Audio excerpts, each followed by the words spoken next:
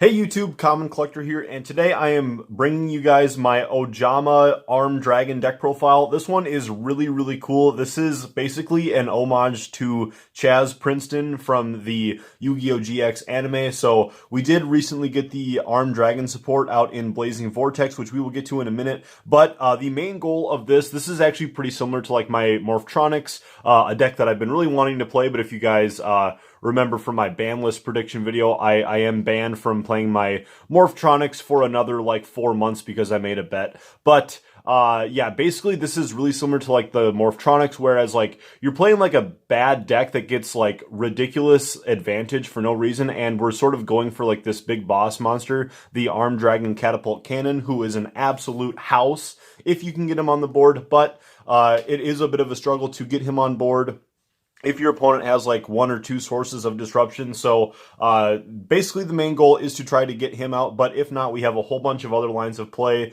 This is a very budget deck, kind of budget, sort of like around like the $100 to $200 range, so maybe not quite as budget as some of my other deck profiles. And then I'm playing a few expensive cards in here, but they can easily be subbed out for a lot of cheaper options, and I will get to those as we go through the deck profile. But without any further ado, let's get on here into the deck profile. We're playing, of course, 3 copies of Ojama Blue. He's basically the best card in the deck because he helps you to pick up any of your other Ojama cards. So we really like playing this deck going second because we can't actually OTK with our boss monster, but he is really amazing at controlling the game state. So with the Ojama Blue, basically you're just hoping that your opponent lands on a monster that you can summon out Ojama Blue and then crash into, and then you're going to take a whole bunch of damage. So let's say that your opponent has out something like Mech Knight Crusadia Evermax or something, then you're just going to pound into it with Ojama Blue. You're going to take a lot of damage,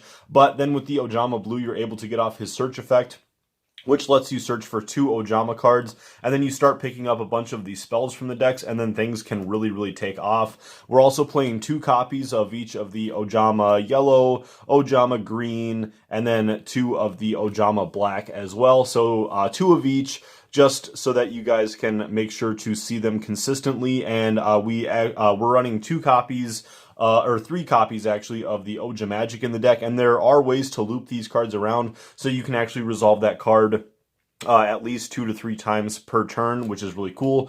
Then we're playing 2 copies of the Ojama Pink. This is a card that, if you wanted to, you could actually bump it down to 1 copy, but overall, Ojama Pink does work really well in here. So with this card, when this gets discarded, then you're able to, everybody basically gets to do Dark World Dealing, so you and your opponent draw a card, and then discard a card, and then if this is discarded off of an Ojama card, then you get to lock out one of your opponent's zones until like the next turn, which is pretty cool. It doesn't really like change the game up that much, but this was a new card in Blazing Vortex. It's a common, so it's super duper cheap, and it's really nice that we got this. It does synergize with the Armed Dragons really well, because the Armed Dragons need to discard in order to get their effects off, which is really cool that we're able to sort of synergize between the 2 archetypes. And then 1 copy of Ojama Red. This card is just a really good backup strategy. Again, if you're not able to go into the Armed Dragon Catapult Cannon, then this is just your best option to get out like a whole bunch of monsters all at once.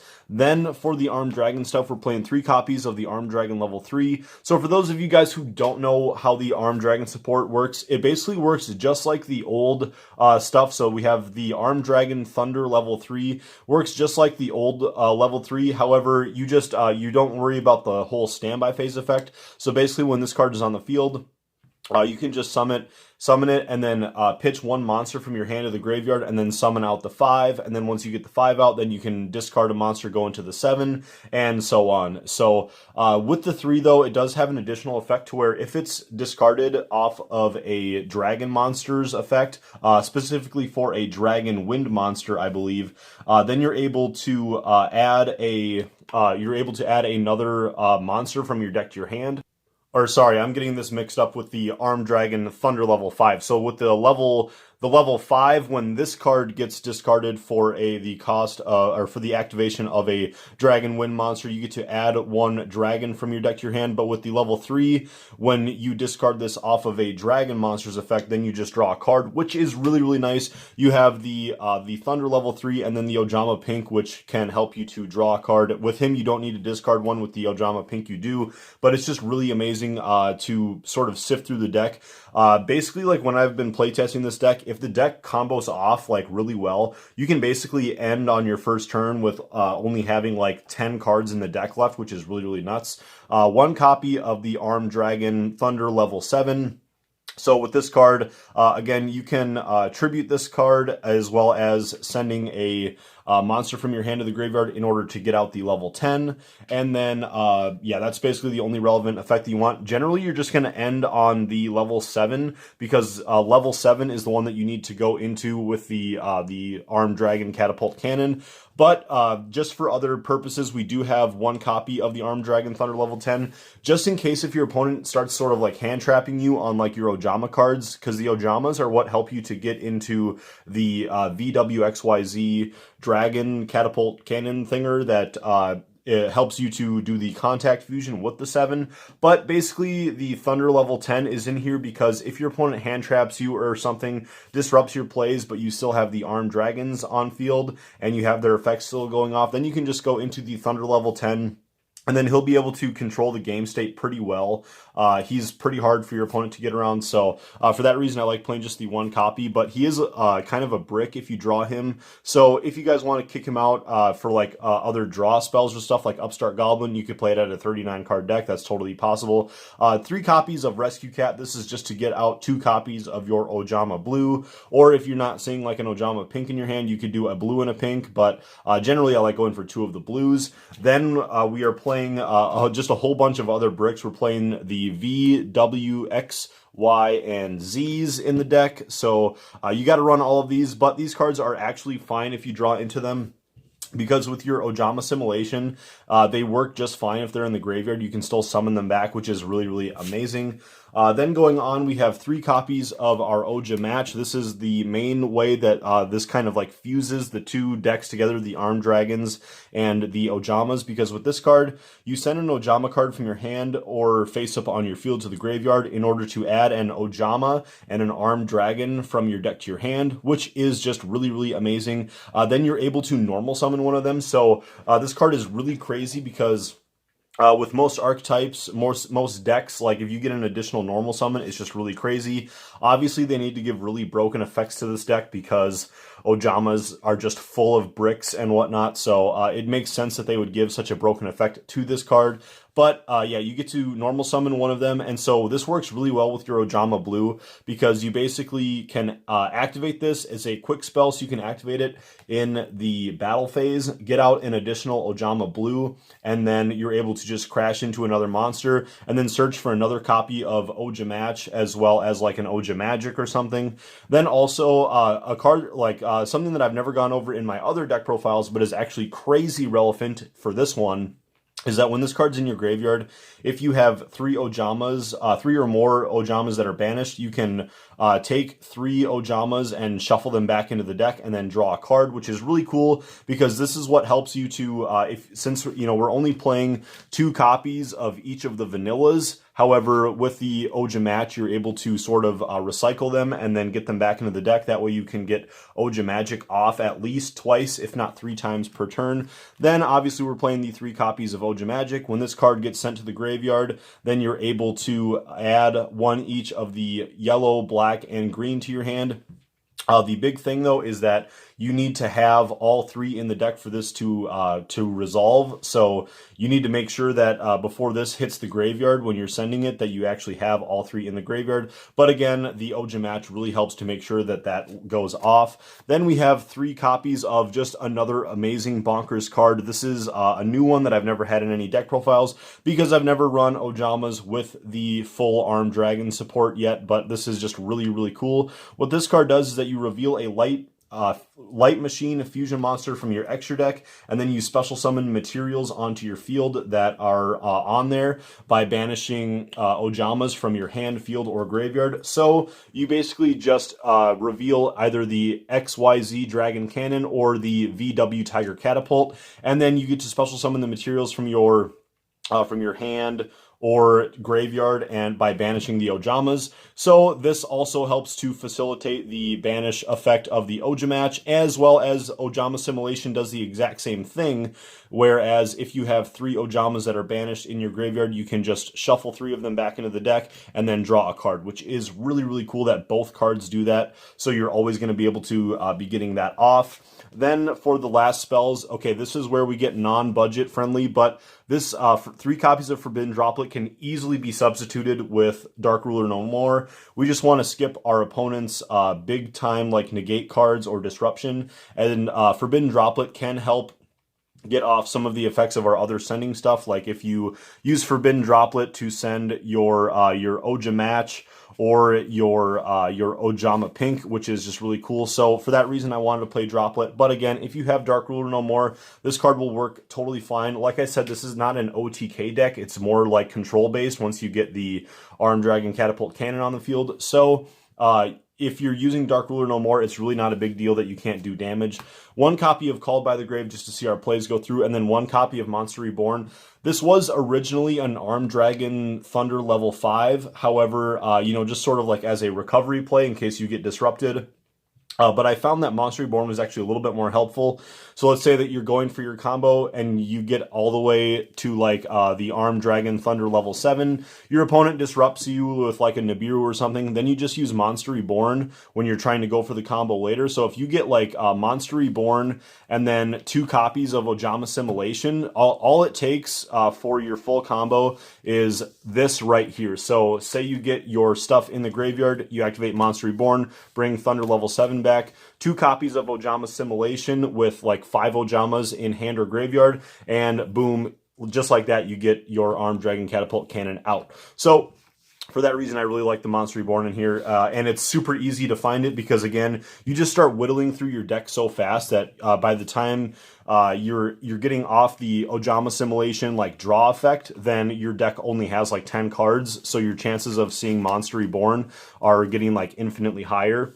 So for the extra deck, we're playing 1 copy of the VW Tiger Catapult, 1 copy of the XYZ Dragon Cannon, and then 1 copy of the VW Dragon Catapult Cannon. Another thing that I should note is that a big thing with the Ojamas, Arm Dragon, and the VWXYZ cards are the fact that there are like no hard once per turns on a lot of these cards. So again, like your Ojama Assimilation, as well as Ojamatch, Ojamagic. None of these cards are hard once per turns, as well as like your XYZ Dragon Cannon. So if you're able to get off Ojamagic a few times in your turn, you're basically going to have your hand full of a whole bunch of Ojamas. And with the XYZ Dragon Cannon, with this card, when it's on the field, you can discard 1 card from your hand in order to destroy 1 card on your opponent's side of the field, which is absolutely amazing. That if your opponent has stuff that could potentially disrupt your plays or something, you can just get out the XYZ Dragon Cannon and just start blasting cards off your opponent's field, as well as with your Dragon Catapult Cannon. With this card,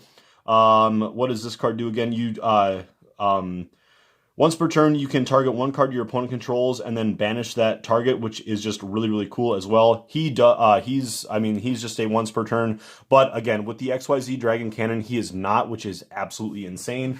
Then for our final fusion, the big boss monster himself, his requirements are the VW XYZ Dragon Catapult Cannon and an Arm Dragon level 7, but the Thunder level 7 counts as a Arm Dragon level 7 anyways. And then, so with this card, once per turn during your opponent's turn as a quick effect, you can banish 1 card from your deck or extra deck, and then banish face up all monsters all cards that your opponent controls and that are in their graveyard. So his effect is actually really cool that you can, let's say that you have like 2 copies of, like, let's say that you have like Ojama Yellow and Ojama Green sitting in your banished pile for like the requirement of your VW Tiger Catapult, but you still have 1 copy of Ojama Black in the deck. You can actually banish this banish the Ojama Black from your deck, which then will give you your third monster. And then on your next turn, you can just use like Ojamas in the graveyard to banish,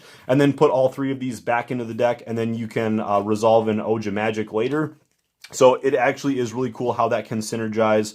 But then also, while this card is on the field, you get to negate the effects of all of your opponent's cards that are banished. So for that reason, this card gets really, really crazy, because let's say, I mean, just for example, I was playing up against MathMex before I filmed this deck profile. And so my opponent was doing all of the MathMech combos, got into like the final Sigma and everything. Then when it came to my turn, I was able to go into the Catapult Cannon, banished everything from my opponent's graveyard and on the field, which meant that, you know, everything, like all of the MathMech cards that he had already previously used that were in the graveyard are now banished. Then when he tries to rebuttal on his next turn, if he tries to use any of those monsters' effects, they're all banished, so it doesn't matter anymore. So this card just really helps you to control the game state. He is just absolutely insane. Basically, if you get him on the field, you win. So that's why I love playing this deck, kind of like how I love playing like the Quasar with my Morphtronic deck. It seems like when you get out Quasar, it seems like you win, so that's why I like putting in all these efforts for these really big boss monsters. And this is just sort of a fun deck. You're not really going to top at locals or anything with this. I definitely didn't. I tried playing this deck at locals and it didn't go great, but it is still really fun and it flows really, really well when your combos do go off. Moving on, finally, we have one copy of Link Spider, just to help get an additional monster on board if we have kind of a bricky hand. One IP Masquerena, and then obviously the Nightmare package. If you combo the Nightmares with the Link Spider, it really helps you to get a little draw engine going. One copy of Appaloosa, one copy of Boral Sword, and one Access Code Talker. Again, budget options if you can't afford Access Code Talker. Mekk-Knight Crusade Avermax is a totally fine option. And then one copy of the Underworld Goddess of the Closed World. This is what really, really helps do some amazing stuff. It helped me, like I said, right before this, I was playtesting against a MathMech deck, and this actually helped me to clear the final Sigma off the board. So, you know, and all of your... one last thing, again, all of your stuff for like your Ojama simulation, it can banish Ojamas from the graveyard. So for that reason, you can do as much link climbing as you want in order to get a lot of these guys out on the field. That's why I played the one copy of the Ojama Red. So you basically can combo as hard as you want, fill your graveyard with Ojamas, and then use your Ojama simulation anyways. So you can get out a whole bunch of these boss link monsters for free, and then you just use your Ojama simulation later, and the cost is still active in the graveyard. So also, lastly, I almost forgot the last two cards of our extra deck. Two copies of the Ronin Raccoon, just because this card is really amazing. You always want to play two copies of this if you can in any kind of like level 2 beast deck, because with this, you get to make a token by detaching, and then you get to copy the attack of the highest attack monster on the field. So if you have something like Access Code Talker or even your Armed Dragon Catapult Cannon, then that lets you copy the attack, which means you're going to have two really big boys on the field. Or if you're able to get two of these out and your opponent has a big boss monster like an Access Code Talker, then you just get to copy the attack twice and then crash into it with one of them, and then you have the second copy in order to bash into your opponent like directly or onto their weaker monsters. So those are the last two cards of this 15 card extra deck, and again, the main deck is 40 cards. Anyways, guys, that's going to do it for this deck profile. I'm sorry that this was a little bit longer. I will do a combo video here fairly shortly that'll be released either today or tomorrow, just so you guys can sort of see again how this deck can flow. I just don't want this deck to get, or this video to get too long. So thank you guys again so much for watching. Please subscribe to the channel if you guys haven't already, and check out the combo video once I upload that to the channel. I would really appreciate it, and smash a like button on both videos. That would be totally awesome. So thank you guys again so much for watching and chazzing it up with me. We will see you guys for the next one. Peace.